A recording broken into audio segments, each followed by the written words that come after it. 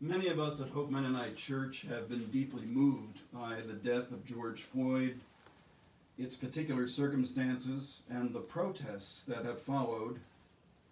It is a personal tragedy as well as a national tragedy, and it raises many questions. This is also true of Jesus' action in the temple. It raises a lot of questions. Was Jesus' action a protest? Well, Jesus' action addressed both impiety and injustice. The two went hand in hand. The business in the temple of selling sacrificial animals and providing currency exchange to facilitate worship, those excluded the poor. They couldn't afford the fees, and so they were excluded from some forms of worship. What Jesus did was to expose that combination of impiety and injustice, and he did so with a symbolic public action. And that was accompanied with his words, "Stop making my Father's house a marketplace." So in that respect, Jesus' act was an act of protest. Did Jesus' action have precedent? Yes, it did. In the Old Testament, the prophets sometimes dramatized a message from God. God had them do strange things that symbolized what God wanted his people to know. Such symbolic actions are signs. So, for example, God commands Isaiah to walk around naked because stripping people naked is how conquerors treat prisoners of war. And that's where Israel is headed because of their disobedience. So Isaiah's nakedness is a dramatized warning from God. It's a sign.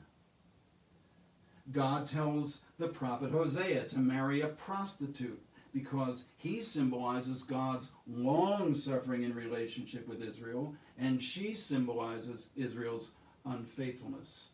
Hosea's marriage is a sign. God tells Jeremiah to smash his water jug and bury his underwear because that will render those things useless as disobedient Israel has become to God. Who knew that burying your underwear could be a sign from God? God tells Ezekiel to shave off his beard and burn the whisker in fire because that symbolizes destruction. And destruction is what awaits Israel if they don't change their ways. Again, it's a sign. Now, to be sure, not everybody caught on to the second level of meaning in those very strange actions of the prophets, but they were dramatizations. They were nevertheless messages from God. And Jesus in the temple is following that precedent of sign actions from the prophets of old. Did Jeremiah and Jesus confront systemic problems? Yes, they did. In Jeremiah 7 and 26, the prophet confronts privilege. God had committed to be present for his people in the temple. That was part of his covenant with Israel. And Israel had a corresponding part. Israel's part was to worship God exclusively. But they didn't.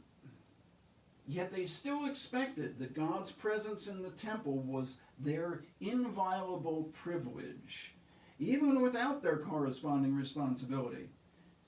And they created over time a system of worshiping other gods and treating their neighbors unjustly. The two went hand in hand, while still expecting God to keep up his end of the bargain. Because after all, God made a promise and now God has to keep it. Well, Jeremiah mocks this systemic entitlement of Israel for the arrogant drivel that it is. This is the temple of the Lord, the temple of the Lord, the temple of the Lord. Israel had turned God's promise into their entitlement, and that's privilege. Privilege used to justify injustice. And like Jeremiah, Jesus also protests against the temple and its privilege and entitlement and injustice, which is precisely why some people thought Jesus reminded them of Jeremiah. Well, what is white privilege? White privilege can be difficult to identify or admit because it's not always obvious. It's the norm, so it doesn't always stand out. White privilege includes things I don't have to worry about, so I'm not automatically aware of those privileges. For example, black parents have to educate their children about what to do and especially not do if they're stopped by a police officer, because that situation for them can be a matter of life and death. As a parent, I never had to worry about that. And see, that not needing to worry is a privilege. And it's a privilege that exposes the systemic nature of racism. African Americans face risks from the police which white Americans do not, and which are not isolated random events. To the contrary, they are the regularly ingrained pattern of how we do life in the United States. That's systemic racism and systemic injustice. Was Jesus' act an act of violence? It certainly was confrontational. Did Jesus repair those tables? Did he pick up the coins? Did Jesus use his makeshift whip on people? On the basis of the Greek text, that's possible, although not certain. Unlike the story of the Good Samaritan, Jesus does not follow up his temple protest by saying, "Go and do likewise." What's good and what's problematic about religious zeal or holy anger or righteous indignation? What's good and not so good about that? Jesus' specific action in the temple that day may not be ours to repeat, but there are nonviolent ways in which we, like Jesus, can take action. This encouragement comes from our Western District Conference moderator and conference minister. In these difficult days, we call the church to once again embrace radical discipleship and bold witness for Christ's way of authentic love for all persons. Let us, as Western District Conference congregations and leaders, commit ourselves to prayer, self-examination, study, and education about racism and white privilege, and to engage in transformative action for justice and peace in the name of Christ. What's it like to take part in a protest against racism? On June 5th at 3 p.m., Lori Regier participated in a protest called White Coats for Black Lives. Staff and others gathered outside Wesley Medical Center. In the afternoon heat, that group of people knelt down in silence along Hillside Road for 8 minutes and 40 seconds, the amount of time George Floyd's neck was pinned under the knee of a police officer.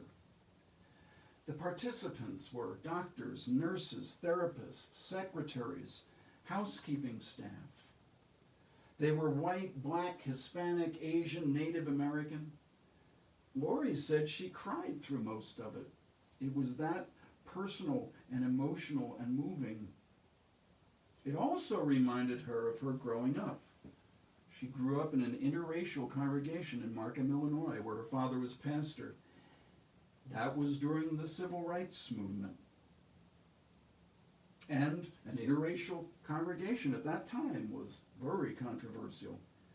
Lori remembered rocks shattering her living room windows. She doesn't remember being afraid. I asked Lori, so it's been 60 plus years and more of confronting racial injustice. Do you think there's something different this time? Lori said, the global response is truly amazing. That feels new. Maybe God is working mightily in this way. Maybe there's more momentum this time. And that gives me hope. So friends, there are questions then and questions now. The question I'm hearing from you most is this: what can we do? Here's a few answers. It does feel like an opportunity. So here's a few answers. We can educate ourselves about white privilege and systemic racism. We can explore how concerned people can evolve from protest, that is, an activity of social awareness, to a movement, that is, an activity of social change. We can explore the characteristics of public actions that hold the greatest potential for promoting permanent change. You can tell Vision Council you want to be involved in some concrete way in making things better. Like Jesus and the prophets, some of us will choose creative actions. I wonder what kind of prophetic sign action some of our dramatists could do. Others of us will enact writing campaigns. Still others will build stronger relationships with people different from us. All of those will help. And one thing all of us can do is pray. That is doing something. Because praying is where we rely on wisdom and empathy beyond our own capacities. Praying is where we recognize that dismantling racism is an inward as well as outward journey. And praying is where we find the endurance for the long road of personal and social transformation. Friends, the Lord bless you and keep you.